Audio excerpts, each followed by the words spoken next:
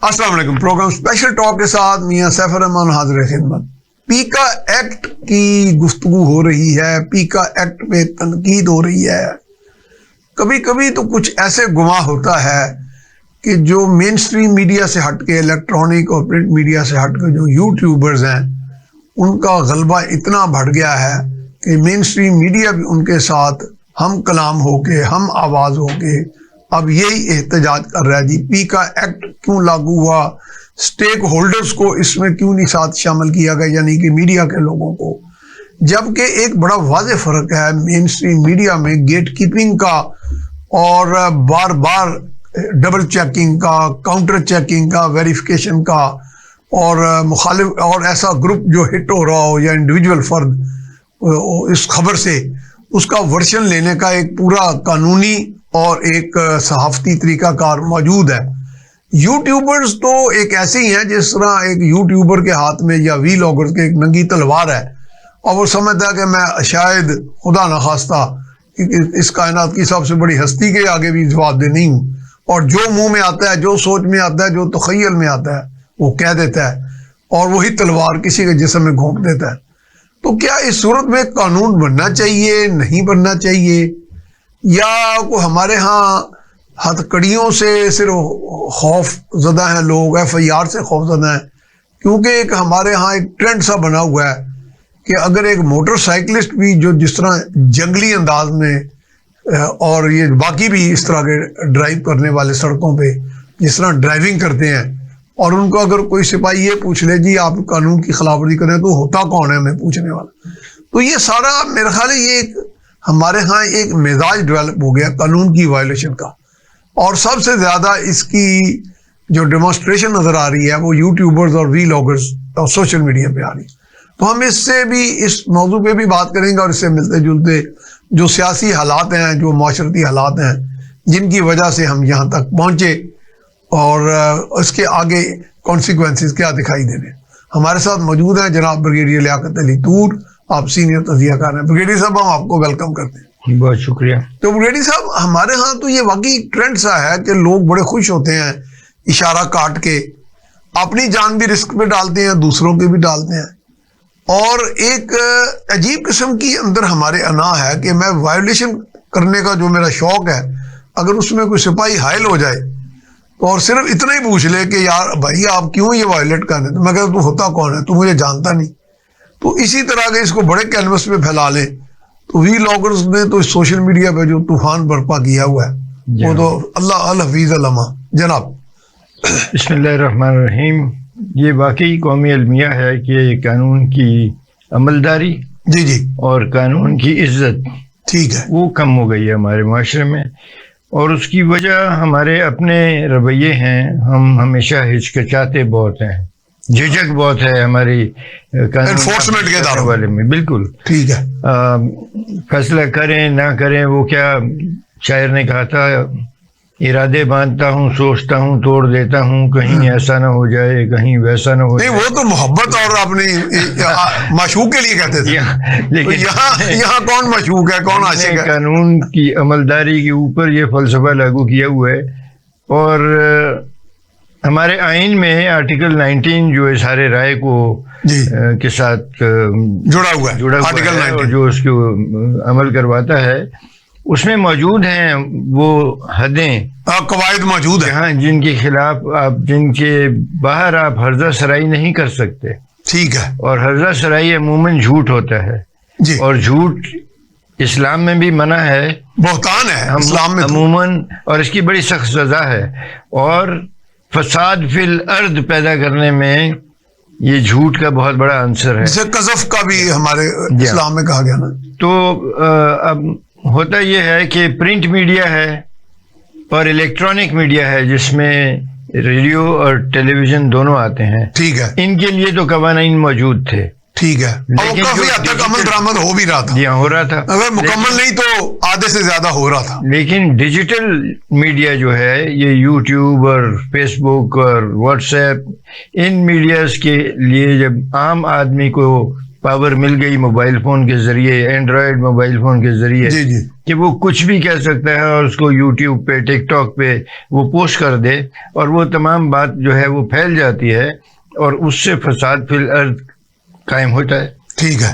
اور ایک بہتان ترازی ہو سکتی ہے، جھوٹ بول کے لوگوں کی عزت پگڑیاں اچھالی جا سکتی ہیں، عورتوں پہ بہتان ترازی کی جا سکتی ہے. تو اس کی کوئی سزا متعین نہیں تھی. ایک لحاظ سے ان کی بے حرمتی بھی کرتے ہیں خواتین. جی ہاں، تو اس کی کوئی وہ، اور ملک کے خلاف بھی باتیں ہوتی ہیں، ملک کے اداروں کے خلاف باتیں ہوتی ہیں، جس سے بد امنی اور بے چینی اور غیر یقینی خیالات پیدا ہوتی ہیں، صورتحال پیدا ہوتی ہے لوگوں کے ذہنوں میں. جی جی. تو ضرورت تھی کہ اس میڈیا کے لیے کوئی نہ کوئی قانون بنائے جائیں جہاں صریحاً دانستاً جھوٹ بولا جا رہا ہے تو اس کی گرفت ہونی چاہیے، اس کے لیے کوئی قانون ہونا چاہیے. چنانچہ یہ قانون بنا ہے، اور میرے خیال میں یہ قانون ٹھیک ہے، کیونکہ اس کی ضرورت تھی.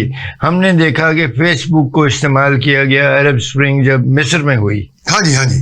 جب مرسی صاحب کو گرانے کے لیے تحریک چلی، اور جب وہ تحریک کامیاب ہو گئی تو پھر دوبارہ وہی طریقہ استعمال کیا گیا فوج کے خلاف، ان کو ہٹانے میں. جنرل وہ سیسی نے جب اقتدار پہ قبضہ کر لیا تو اس کے بعد جو اس نے کہا بھی کہ جو آپ نے کہا تھا وہ ہو گیا، ابھی امن کیجئے اور اس سے اعتراض کیجئے، بچ جائیں. لیکن وہ تحریک ختم نہ ہوئی، اور وہ دوبارہ پتھراؤ اور ہلڑ بازی اور بلوا فساد جو تھا وہ تحریر اسکوائر میں جاری تھا، حتیٰ کہ فوجی گاڑیوں کے اوپر پتھر پھینکے گئے. جی جی. اور نقصان پہنچایا گیا. چنانچہ پھر ان کو ایکشن لینا پڑا، اور ایک دن میں تقریباً 800-900 شہادتیں ہو گئیں لوگوں کی، اور اس کے بعد امن قائم. اچھا بریگیڈیئر صاحب، ایک تو چلو ہو گیا نا جی، ہم کہتے ہیں جی قانون کے نفاذ، یعنی نفاذ کے ادارے جو ہیں، حکومتی ادارے، اتھارٹیز جو ہیں، انفورسمنٹ جو بھی اتھارٹیز ہیں، ان کی جھجک کہہ لیں، ان کا لیت و لال سے کام لینا، ایک تو وہ ہے. لیکن یہ بھی ہے کہ جب کوئی ایک یوٹیوبر کوئی مسلح افواج کے خلاف یا حکومت کے خلاف یا کوئی ایسی کوئی بالکل عقل کو دھنگ کر دینے والی عجیب قسم کی ایک محیر العقول پوسٹ چھوڑتا ہے، اس کے ملینز ویوز آتے ہیں. تو وہ ویورز بھی تو کسی حد تک قصوروار ہے نا، کہ وہ انے وائی اس کی بات کو جیسے ایک آسمانی صحیفہ سمجھ کے قبول کرتے ہیں اور اس پہ اپنی لائکس دیتے ہیں. پھر لوگ اس کو اپنی رجحانات کی روشنی میں دیکھتے ہیں، اور سنسنی جب پیدا کی جاتی ہے تو سنسنی خیز خبر پہ لوگ یقین کر لیتے ہیں. ٹھیک ہے. اور اب انسانی جو نفسیات ہے اس میں جب نہیں انسانی یا پاکستانی نفسیات، پاکستانی کہنے کو زیادہ بہتر ہے. ہاں، اتنے انسان شاید اتنے دنیا میں بگڑے نہیں ہوئے جتنے ہم ہیں. نفسیات ہے عام آدمی کی، وہ سنسنی خیز خبر اس کو کچھ نہ کچھ کرنے بھی آمادہ کر دیتی ہے.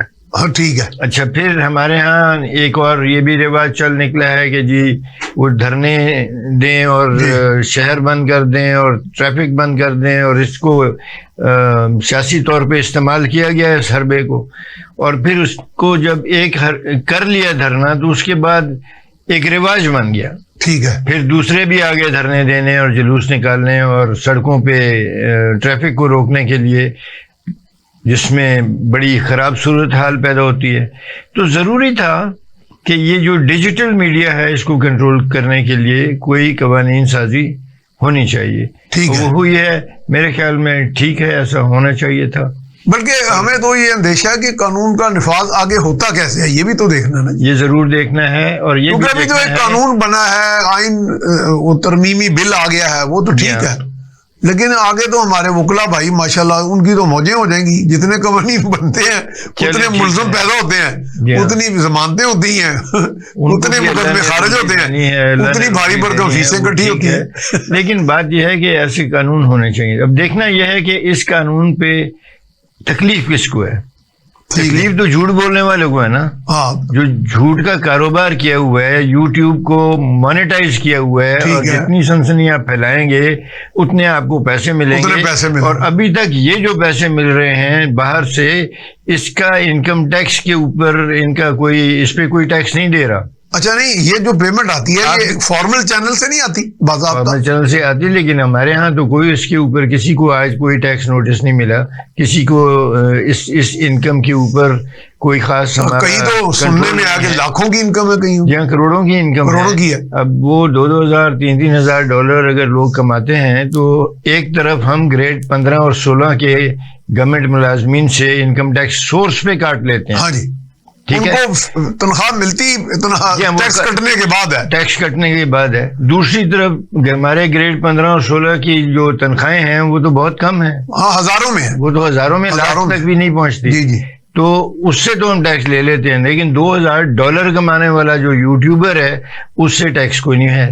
ٹھیک ہے، تو ہمارا سسٹم اس طرح کا ہے، اور اس کی وجہ یہ ہے کہ جس تیز رفتاری سے ڈیجیٹل میڈیا میں ترقی ہوئی ہے اور جس تیز رفتاری سے عام ڈیجیٹل میڈیا یوزر کو پاور ملی ہے جی جی جی، لوگوں کے دماغ پہ اثر کرنے کی اور اپنی بات کو پوری دنیا میں پھیلانے کی، اپنے ویوز بنانے کی، اس تیز رفتاری سے قانون سازی نہیں ہوئی، اور اس لیے یہ ایک ہتھیار بن گیا ہے ڈیجیٹل میڈیا عام شخص کے ہاتھ میں کہ وہ اس سے لوگوں کو بدنام کر سکتا ہے، اس سے حکومت کے خلاف بے چینی پھیلا سکتا ہے اور معاشرے میں فساد برپا کر سکتا ہے۔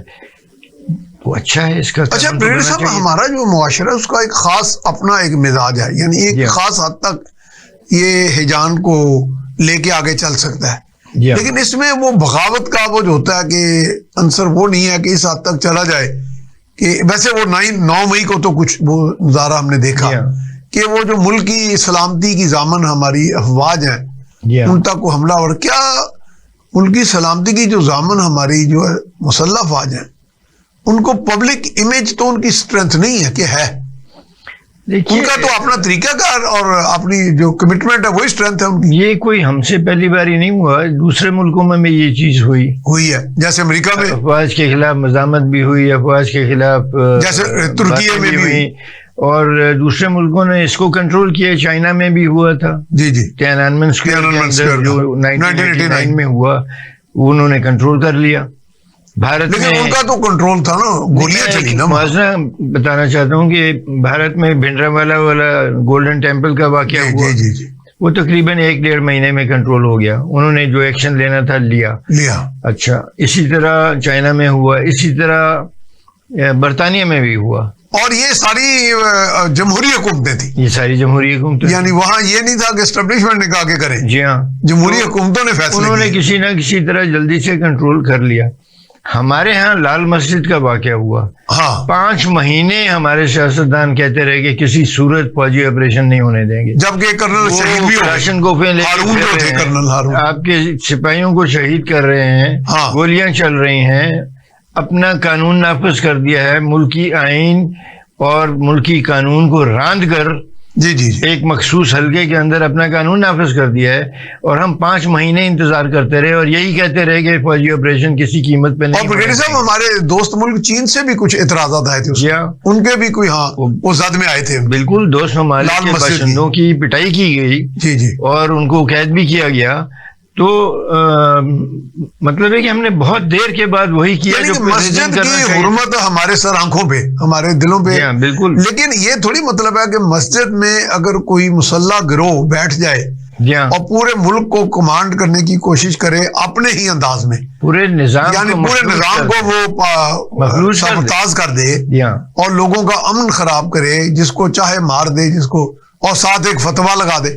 بات یہ ہے کہ پھر کیا تو وہی نا جو پہلے دن کرنا چاہیے تھا، جی جی جی، تو پھر اتنی دیر کیوں کی، پوری دنیا کو تماشا کیوں دکھایا؟ وجہ یہ ہے کہ ہمارے جو نظام حکومت اس وقت تھا وہ اس میں بھی یہ گلٹ موجود تھا نا، ایک احساس موجود تھا کہ ہمیں حکومت میں نہیں ہونا چاہیے۔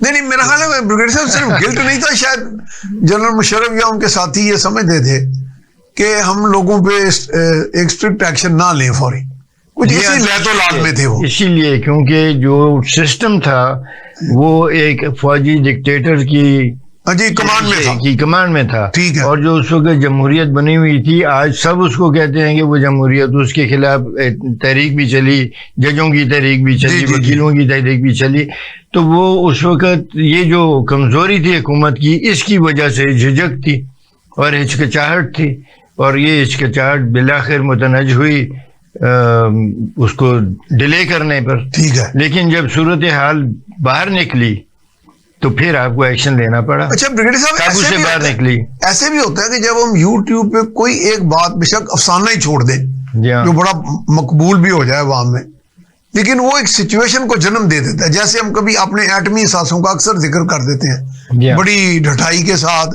بڑی بیوقوفی کے ساتھ، احمقانہ انداز میں، کہ جیسے ہمیں اس کا کوئی علم بھی نہیں ہوتا ہمارے یوٹیوبرز کو۔ تو یہ تو پھر آپ خام خواہ ریمائنڈ کرا رہے ہیں قوتوں کو کہ پاکستان میں ایسے حالات ہیں کہ ایٹمی اثاثے جو ہیں، مفاد کے خلاف بات کرنا غلط ہے۔ جو آئین کا آرٹیکل 19 ہے اس میں واضح درج ہے کہ آپ یہ کام نہیں کر سکتے، ٹھیک ہے، اور آپ کو نہیں کرنا چاہیے۔ پھر اس کی بھی سزائیں مقرر نہیں تھیں، سپریم کورٹ کے کہنے پہ اس کی سزائیں مقرر ہوئیں، ٹھیک ہے، ان باتوں کی۔ لیکن ڈیجیٹل میڈیا کے کنٹرول کرنے کے لیے اور قوانین کی ضرورت تھی، وہ اچھا ہو گئے ہیں۔ تو ہمیں بھی یہ دیکھنا ہے کہ ملک کے مفاد پہ جب ضرب لگتی ہے، جب معاشرے کے مفاد پہ ضرب لگتی ہے آپ کے موبائل فون کے استعمال کی وجہ سے، تو آپ کو سزا ملے گی، کیونکہ آپ معاشرے میں بگاڑ پیدا کر رہے ہیں۔ صحیح بات۔ اور یہ بگاڑ پیدا کرنے کی پاور جو ایک عام آدمی کو مل گئی نا موبائل فون کے ذریعے، ٹھیک ہے، یہ ڈیجیٹل ڈیولپمنٹ ہے، بہت تیزی سے سائنٹیفک ڈیولپمنٹ جو ہوئی ہے۔ ہم جب میرے جو ینگ ٹائم تھا اس میں تو امریکہ کال کرنے کے لیے جی وہ پہلے تو کال میں گیٹ وے کو 600-700 روپے کال ملانی پڑتی تھی، اور یہ وہ وقت ہے جب سونا 2000 روپے تولہ تھا، 500-600 روپے کال کر کے آپ 3 منٹ کے لیے بات کرتے تھے۔ ابھی واٹس ایپ پہ آپ گھنٹہ امریکہ بات کر سکتے ہیں، فری ہو گیا نا، وہ اس کا ایک نیٹ کے پیسے تو آپ دے رہے ہیں، وہ بھی نامینل ہوتے ہیں نا۔ جی ہاں، تو یہ اس ہمارے ہاں قانون کی غیر موجودگی کی وجہ سے بہت بگاڑ پیدا ہو رہا ہے، اور اس کو کنٹرول کرنے کی ضرورت ہے۔ اور اب امید ہے کہ اس قانون کا نفاذ ہوگا تو کچھ لوگوں کو سمجھ آئے گی کہ میں مادر پدر آزاد نہیں ہوں موبائل فون کے استعمال میں ملک کے خلاف بات نہیں کر سکتا، میں ملک کے اداروں کے خلاف، ملک کی فارن پالیسی کے خلاف، ملک کے امن کے خلاف میں اس قسم کی باتیں نہیں کر سکتا اور نہیں کرنا چاہیے۔ صحیح بات۔ اچھا بریگیڈیئر صاحب، آپ یہ سیکورٹی ایشوز پہ آ جاتے ہیں، یہ میرا خیال ہے کہ ہماری مسلح افواج تو بہت ایکشن کر رہی ہیں، انٹیلیجنس بیسڈ آپریشنز ہیں، لیکن آئے روز پھر بھی کوئی واقعہ ہو ہی جاتا ہے۔ ابھی حال ہی میں شاید آج ہوا ہے کہ خضدار سے آتی ایک مسافر بس پر بھی بم حملہ ہوا ہے، اور وہ اس میں کوئی شاید ایک ہلاکت ہوئی، لیکن ہلاکت تو چلو ایک بھی جو ہے افسوسناک ہے، یہ تو نہیں کہ ہزاروں ہی ہوں۔ جی ہاں، ابھی آپ نے دیکھا ہوگا کہ جو حملے تھے فوجی پوسٹوں پر یا ایف سی اور پولیس کی پوسٹوں پر، ان میں کمی ہو گئی، ان میں کمی ہوئی ہے، اور اس کی کمی کی وجہ یہ ہے کہ ہمارے انٹیلیجنس بیسڈ آپریشنز جو ہیں وہ بڑی قابل ذکر کامیابیاں انہوں نے حاصل کی، پری ایمپٹیو ہوئی ہیں اسٹرائکس، جی ہاں بڑی پری ایمپٹیو ہوئی ہیں، کچھ اوفینسو، ان کو نقصان ہوئے۔ پہلے جو پہل کا مادہ ان کے پاس تھا اور نقصانات ہم اٹھا رہے تھے، ہم ڈیفنس بورڈ میں آپ دیکھتے تھے کہ ایک لیفٹیننٹ، ایک میجر اور شہید ہو رہے تھے، فوجی جوان، کچھ جے سی او صوبیدار ہمارے شہید ہو رہے ہیں، اور ایک تسلسل تھا، وہ تسلسل میں کمی ہوئی ہے، اور وہ کمی اسی وجہ سے ہوئی ہے کہ اب ان کو پتہ لگا ہے کہ فوج بھی ریئیکٹ کرے گی اور ملک کے سیکیورٹی ادارے سب مل کے ہمارا کلا کما کریں گے، ٹھیک ہے، تو وہ کلا کما ہونا شروع ہوا۔ آپ نے دیکھا کہ یہ جو شہادتیں ہو رہی تھیں یہ کم ہوئی، یہ بڑی اچھی بات ہے اور قوم کے لیے ایک اطمینان کا باعث ہے یہ بات۔ اور دوسرا، پھر ہم نے ان کو چھپنے کے لیے جگہ نہیں دی، اگر وہ یہاں واردات کر کے بھی جا کے باہر چھپیں گے تو پاکستان کو انٹرنیشنل قوانین کے تحت حق حاصل ہے کہ وہ ان کو وہاں پر ان کا کلا کما کریں، ٹھیک ہے، اور ان پر وہاں پر وار کیا جائے اگر وہ آ کر یہاں کرتے ہیں۔ بارڈر جو تھا ہمارا افغانستان کے ساتھ، اس میں کافی ایریا میں فینسنگ بھی ہوئی، اس میں بھی فینسنگ ہوئی، اس میں بھی در اندازی۔ بریگیڈیئر صاحب یہیں سے بات جاری رکھیں گے، بریک پہ جا رہے ہیں جی، ہم جا رہے ہیں ایک بریک کی طرف، بریک کے بعد यहीं से सिलसिला जारी रखेंगे। जी, ब्रेक के बाद हम आपको खुश आमदीद कहते हैं। हमारे साथ मौजूद हैं जनाब ब्रिगेडियर लियाकत अली तूर, सीनियर तजिया का। जी ब्रिगेडियर साहब, अभी आप बात कर रहे थे हम कि ये जो शहादतें अब कम हुई, अल्हम्दुलिल्लाह, बड़ी खुशी की बात है, और मैं पूरी कौम इस बात पे मुतमिन और मुसल्लह अफवाज के साथ खड़ी है। तो लेकिन हमारे यहाँ कुछ ऐसे ग्रुप्स भी हैं, सियासी ग्रुप कह लें, उनके चाहने वाले कह लें, जो सिर्फ फैशन टॉक करते हैं कि वो यानी तहकीक नहीं करते, और किसी की मोहब्बत में, किसी की नफरत में तो वो ऐसी बात कह देते हैं कि जिससे मुआशरे में एक हिजान पैदा होता है। तो वो चीज़ भी हमारे लिए, मेरा ख्याल है कि हमारे एक्शन में मेरा ख्याल है रुकावट बनती है। वो देखिए, वही बात है कि इंसानी नफ्सियात, फिर आप कहते हैं कि पाकिस्तानी कौम की नफ्सियात पे असर डाला जाता है। हाँ जी जी जी। और आपकी जहन साजी की जाती है। अब ये करना, मुल्क के खिलाफ किसी को भड़काना झूठ की बुनियाद पर, ठीक है, तो है ना कि झूठ की बुनियाद पे आप भड़का रहे हैं जज्बात, झूठ फैलाकर, ठीक है, तो ये तो जुर्म होना चाहिए, और ये जुर्म है। और आपके दीन में, हमारे तमद्दन में इसकी मुमानियत है।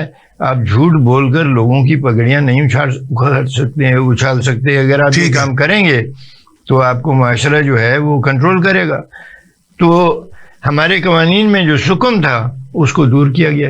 वैसे तो डिफेमेशन लॉ एक मौजूद था ना जी, किसी की हद तक था मौजूद, लेकिन वही बात है ना कि प्रिंट और इलेक्ट्रॉनिक मीडिया के लिए वो तो इस्तेमाल होता था। मुझे खुद अपने अखबार में डिजिटल मीडिया के लिए हमारे पास कोई कवानीन मौजूद नहीं थे, और कमजोरी थी। इस कमजोरी को दूर करना अच्छी बात है, और हमारे आम लोगों को भी ये पता होना चाहिए कि वो झूठ नहीं फैला सकते।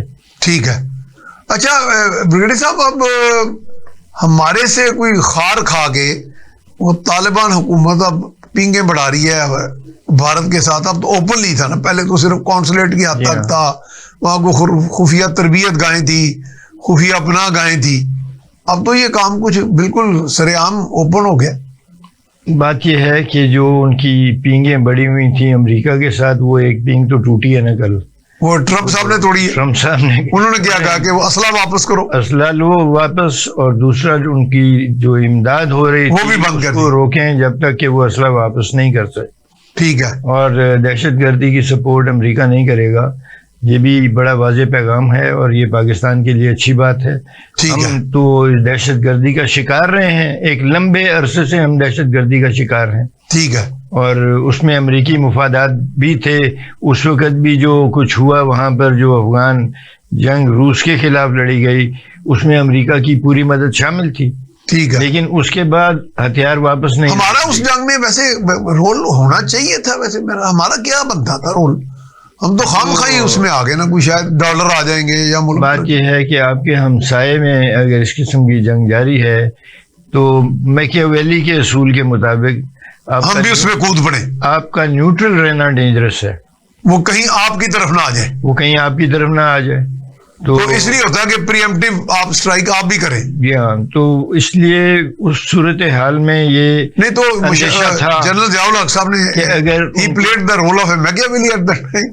या हमारी जो उस वक्त की आदत, वो नॉलेजेबल शख्स थे और सारा कुछ पढ़ा हुआ था, समझा था उन्होंने, और मुझे यकीन है कि उन्होंने मैकियावेली पढ़ा होगा। पढ़ा होगा। उस वक्त मैं कहता हूँ 79 में आर्मी एसे कंपटीशन में ये सवाल था मैकियावेली कि इस जंग में क्या किया जाए। अच्छा। और बड़ी तादाद में ऐसे लोगों ने जो ऐसे लिखे थे, जो मैंने भी लिखा था, उसमें मैंने मैकियावेली को कोट भी किया था। अच्छा।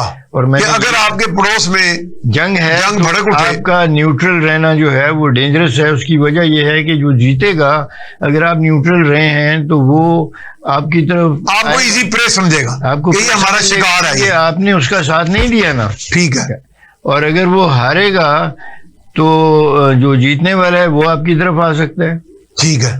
जो इसलिए, और आपने अगर उसमें मुदाखलत नहीं की अपनी हिफाजत के लिए, हमें खतरा था कि वो यहाँ पर उनको इजी वॉक ओवर मिला, हाँ, तो वो इतने तगड़े हो जाएंगे बाद में कि वो कहेंगे कि चले पाकिस्तान के थ्रू भी चलते हैं, बलूचिस्तान के रास्ते गर्म पानियों तक पहुंचते हैं। सही बात। تو اس وجہ سے میرا اسٹریٹجی صحیح تھی آپ کا خیال ہے؟ میرا خیال ہے کہ وہ ٹھیک ہے جو امریکہ کے ساتھ کیا تھا وہ ایک الگ بات ہے، لیکن اسٹریٹجی ہمارے اپنی حفاظت کے لیے یہ مناسب یہی تھا کہ ایک حملہ آور جو آپ کے علاقے میں آیا ہے اور وہ اس کے عزائم شروع سے ہیں، برطانوی دور سے اس کے عزائم تھے کہ وہ ان پانیوں تک پہنچے، جی ہاٹ روکا گیا تھا. ٹھیک ہے، واخان کا جو جگہ بنائی گئی تھی وہ اسی لیے بفر کیا گیا تھا، اور پھر ان کے درمیان معاہدہ بھی ہوا تھا سلطنت برطانیہ عظمیٰ کے اور روس سوویت یونین کے درمیان، اس سے پہلے زار کے روس کے درمیان معاہدے ہوئے تھے. ٹھیک ہے، تو وہ ساری رشیا بھی واخان کے قریب آتا ہے، رشیا تو اور طرف چلا گیا اس وقت تاجکستان ہاں وہ چونکہ سوویت یونین کا حصہ تھا.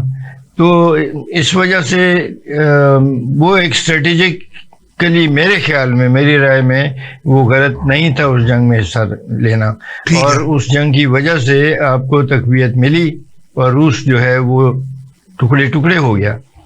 اس کے بعد امریکہ آ گیا، جی جی، اور امریکہ نے وہاں پر بمباری بھی کی، وہاں پر حکومت بھی بدلی، انہوں نے خیر بہانہ تو وہ بنایا نا 9/11 20 سال بیٹھے رہے، اور امریکہ کی اپنی پالیسیز تھیں. وہاں بھارت کو سفارت خانے بنانے کی اجازت ملی اور بھارت کا سر و رسوخ بڑھا، اور انہوں نے را نے جو اس کے پیچھے امریکہ تھا، جس کے پیچھے امریکن تائید تھی، تو اور اس کی وجہ سے پاکستان دہشت گردی کا شکار ہوا. امریکہ کی جب وہاں پہ موجودگی تھی اس وقت بھی ہمارے خلاف دہشت گردی ہو رہی تھی، منشیات کا کاروبار ہو رہا تھا، تو اس کا سارا نقصان پاکستان نے اٹھایا. ٹھیک ہے، اب جب وہ چلے گئے ہیں تو بارڈرز کو اسٹرینگتھن کرنا پاکستان کا حق ہے. ٹھیک ہے، ہمارے اندر جو دہشت گردی کی کاروائیاں ہوتی ہیں ان کا سدے باب کرنا ہمارا حق ہے.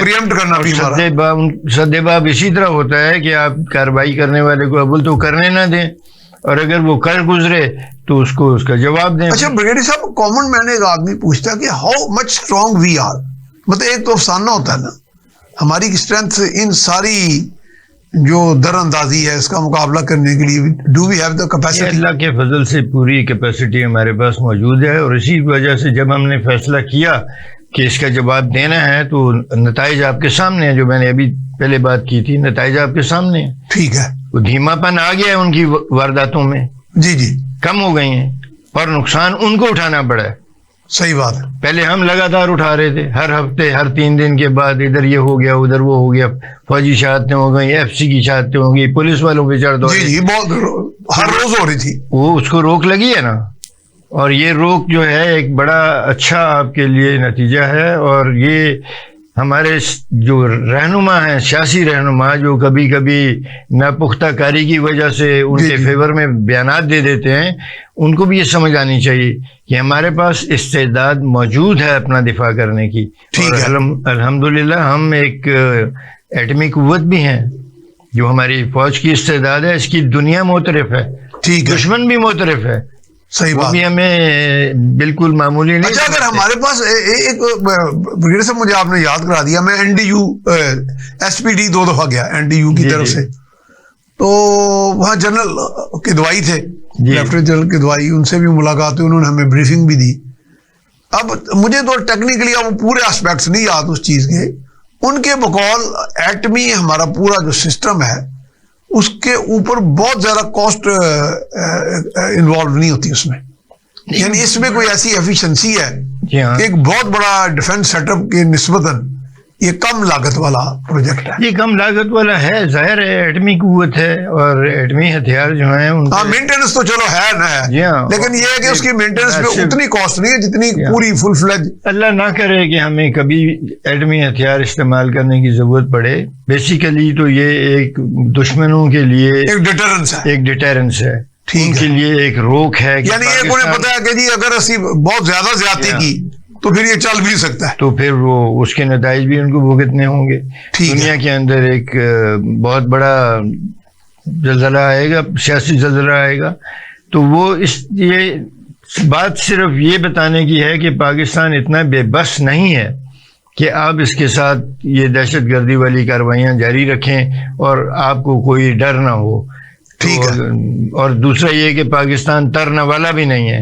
یہ کوئی جس کا اتنا دل چاہے وہ آ جائے اور جیسے افغانستان پہ چڑھ دوڑے, جیسے شام پہ چڑھ دوڑے, جیسے عراق پہ چڑھ دوڑے, تو پاکستان ترنے والا نہیں ہے. ٹھیک ہے الحمدللہ. یہ تو اور 26 کروڑ کی آبادی ہے, اس کی بہت بڑی کاسٹ ہوگی پاکستان کو کم ترنے والا سمجھنے کی.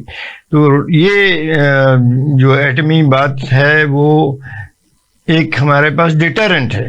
اللہ نہ کرے ہم کبھی اس کو استعمال کریں, ٹھیک ہے. اور اللہ نہ کرے کہ ہم پر اس قسم کی کارروائی کی جائے, کیونکہ جو کرنے والے ہیں وہ پہلے تو کہتے رہے کہ ہمارا سارا ایٹمی پروگرام چائنا اورینٹڈ ہے.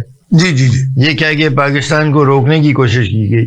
لیکن اگر آپ کا ایٹمی پروگرام چائنا اورینٹڈ تھا تو آپ نے پاکستان کو دھمکیاں کیوں دی مئی 28 اپنے مئی میں جو بھارت نے دھماکے کیے؟ جی جی جی. اس کے جواب میں ہم نے کیے نا, اس کے جواب میں آپ نے جو ہم نے بھارت نے پوکھران میں کیے تو ہم نے ادھر کیے, وہ بھارت کی دھمکیوں کے جواب میں تھے. اور جو ہی وہ دھماکے ہوئے تو ایک دم ٹون چینج ہو گئی. سینکشنز تک لگ گئی تھی پاکستان پہ, ایک دم پابندیاں ہو لگی. گئی, سینکشنز لگی, وہ ٹھیک ہے. پاکستان نے ثابت کیا ہے کہ ہم سینکشنز کو برداشت کر سکتے ہیں. بہت سینکشنز برداشت کیے ہیں.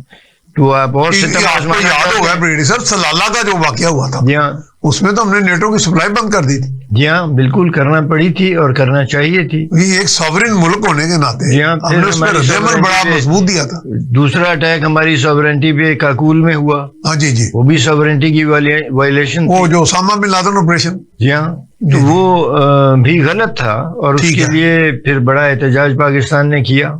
لیکن یہ جو لوگوں کا خیال ہے کہ جی پاکستان ترنے والا ہے, ہم کچھ بھی کر گزرے, کچھ نہیں کر سکے گا, یہ ایسی بات نہیں ہے. پھر ٹھیک ہے. اچھا بریگیڈ صاحب, پچھلے دنوں ایک خبر آئی تھی, کوئی عمر شیر نام کے, ان کے کئی عرف نام بھی بڑے ہوتے ہیں نا دہشت گردوں کے, جن کے سر کی قیمت پتہ نہیں 10 کروڑ ہے.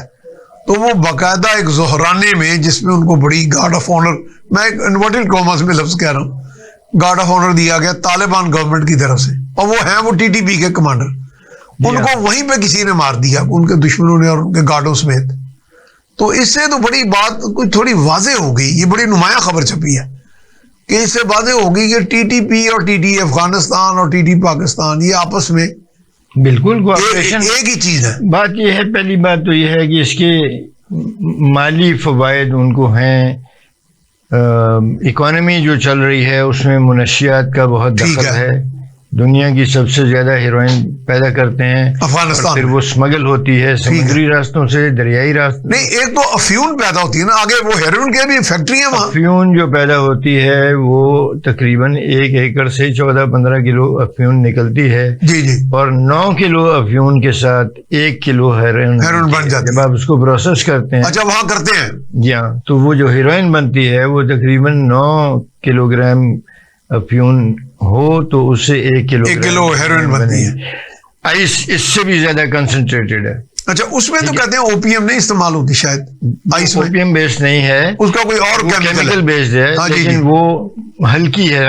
مطلب ہے اس کا حجم اور وزن کم ہو جاتا ہے, اس کو اسمگل کرنا آسان ہوتا ہے. اچھا, ٹھیک ہے. اور وہ سخت ایڈکشن فارمنگ ہے. جو ایڈکشن والی عادت نہ بنانے والی جو منشیات ہے وہ چرس ہے. ٹھیک ہے. جس کو اب یورپ میں اور امریکہ میں بھی بڑی وہ صاحب تو لیگلائز کر دیا, اس کو لیگلائز کر دیا. ہمارے ہاں بھی ایک فیکٹری لگنی تھی, وہ پتہ نہیں لگی کہ نہیں, جس نے تیل بنانا تھا چرس کے پودے کے جوس کا, تو وہ کچھ رجحان ہمارا بھی یہ بن رہا تھا کہ اس کو لیگلائز کر. ہمارے ہاں سنا کہ کچھ بڑے قیادت کے اندر کچھ لوگ کوکین کے شوقین ہیں, پتہ نہیں سنی سنائی بات ہے. پیسہ جو ہے اس کی بیسیکلی تما ہوتی ہے کہ ایزی پیسہ مل جائے. تو وہ جو اکانومی ہے اس کے اندر یہ تھا, اس میں بھارت نے بھی ہاتھ دھوئے. اس میں یہ بھی بات ہے, کچھ امریکی جو فوجی تھے انہوں نے بھی اس بیتی گنگا میں ہاتھ دھوئے.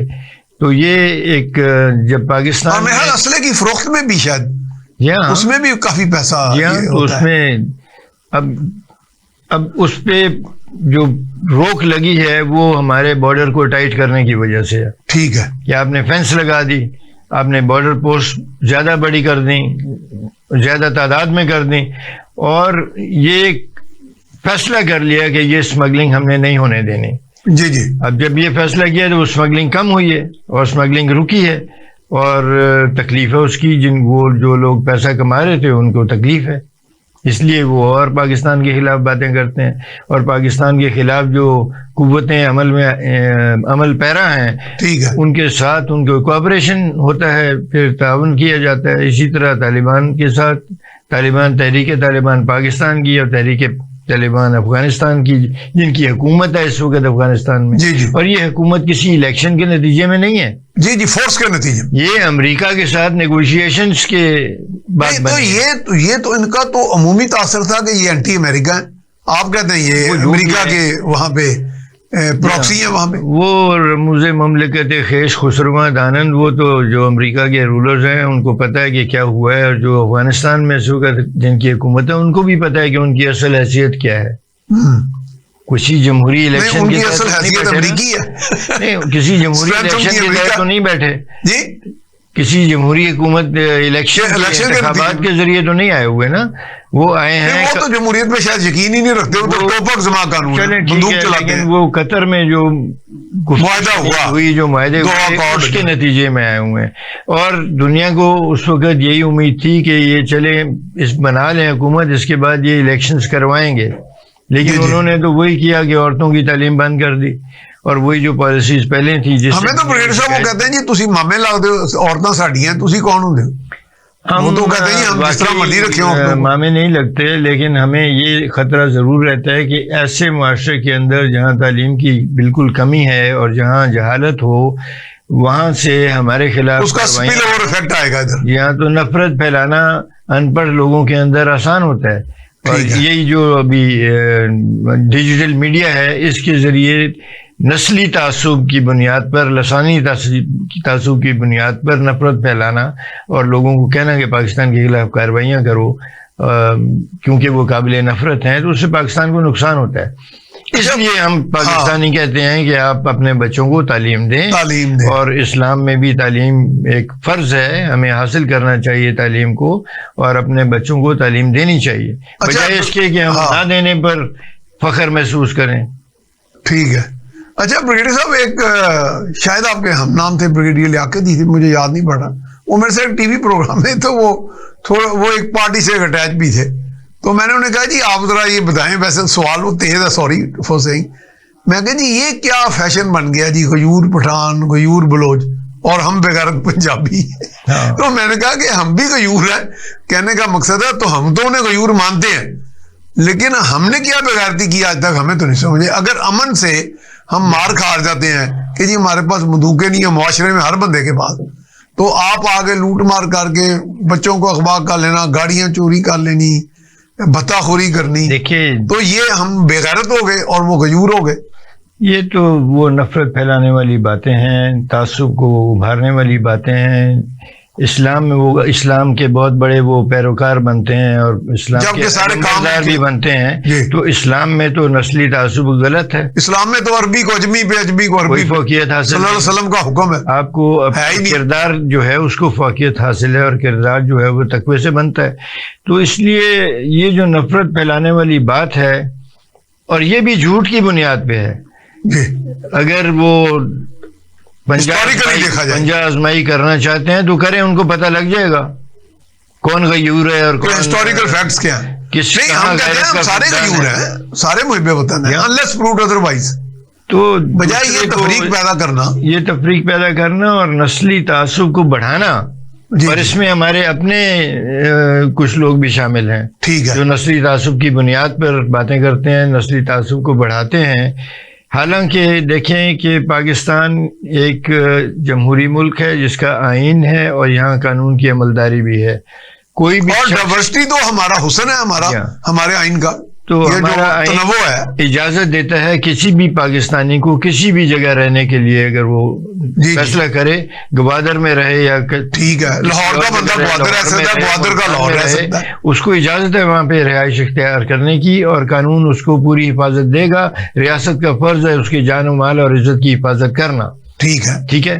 لیکن اس قسم کے جو بیانات آتے ہیں، جو گوادر میں مزدوروں کو قتل کیا جاتا ہے، اور اس قسم کے بیانات آتے ہیں کہ جی لوگ یہاں آ کر مت رہیں، اپنے ایریے میں رہیں، تو جو یہ بیان دے رہے ہیں سب کے گھر، 20 سیکنڈ ہے، اس کو کنکلوڈ کر دیں. میں یہ کہہ رہا ہوں جو یہ بیان دیتے ہیں ان سب کے گھر اسلام آباد میں یا لاہور میں موجود ہیں. ٹھیک ہے، ٹھیک ہے، اگر تم وہاں آ کر گھر بناتے ہو تو ہمارے کیوں نہیں تو وہاں؟ پھر یہاں کے آدمی کو بھی ادھر رہنے دو، ہم سب تاکہ پاکستانی ہیں، سب Pakistani We should live together. یکجہتی بڑھے، ٹھیک ہے، جو ہوموجینائٹی ہے قوم کی وہ پیدا ہو. جیسے امریکہ میں، آسٹریلیا میں، برطانیہ میں، ٹھیک ہے. وہ تو اپنے لوگ تو کیا، وہ دوسروں کو وہاں پر آنے کی دعوت بالکل دیتے صحیح. ہیں. بہت شکریہ بریگیڈیئر لیاقت علی طور صاحب، آپ نے وقت نکالا. جناب پروگرام اختتام کو پہنچا، تو اس کا ایک ہی میسج ہے کہ لب لباب ہے کہ ہمیں آپس میں یکجہتی کو بڑھانا ہے، ہوموجینٹی کو، اسی میں ہماری اسٹرینتھ ہے. اور یہ جو ہم اس طرح کی افواہوں پر یقین رکھتے ہیں اور ان کو پھیلاتے ہیں بغیر تحقیق کے، وہ بھی بہتان اور قذف کے زمرے میں آتا ہے، جو ایک گناہ ہے اور ایک جرم بھی ہے.